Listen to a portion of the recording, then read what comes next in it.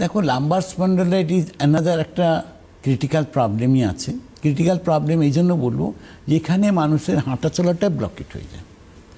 বাকি দুটোতে যেমন হাঁটা চলাটা ব্লকেট হচ্ছে না, কিন্তু লাম্বারের প্রবলেম আসলে হাঁটা চলাটা ব্লকেট হয়ে যাচ্ছে। মানুষ 4 পা এগোলে পরে কোমরটা লক হয়ে যাচ্ছে, মানুষ ওয়াকার নিয়ে হাঁটছেন, মানুষ দেওয়াল ধরে ধরে হাঁটছেন, মানুষ ঘর থেকে বাথরুম যেতে তাদের প্রচণ্ড কষ্ট, উঠতে পারছেন না, বসতে পারছেন না। আজকে বাথরুমে গিয়ে বসে বাথরুম করবেন, সেটাও একটা মানুষের প্রবলেম।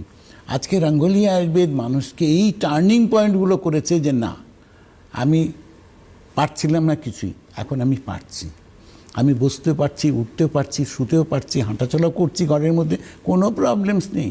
আজকে রঙ্গোলি আয়ুর্বেদিকে এই যে টার্নিং পয়েন্ট, এইটাই 100% আয়ুর্বেদিক ট্রিটমেন্টের মারফতে কিন্তু আপনার টার্নিং পয়েন্ট। এখানে কিন্তু কোনো পেন কিলার নয়। আজকে পেন কিলারের মারফতে যারা ট্রিটমেন্ট করেছেন দীর্ঘ বছর ধরে, যাদের দেওয়ালে পিঠ থেকে গেছে, তারা রঙ্গোলি আয়ুর্বেদিক যখন এসছেন, তারা একটা স্মাইলিংটাকে খুঁজে পেয়েছেন। হাসিটাই হারিয়ে গেছিল লাইফের মধ্যে, সেই হাসিটা ঘুরে পেয়েছেন। কোথার থেকে? রঙ্গোলি আয়ুর্বেদিকে ট্রিটমেন্ট করার পরে মানুষ একটা বাড়ির মধ্যে একটা হাসাহাসি করে দুটো কথা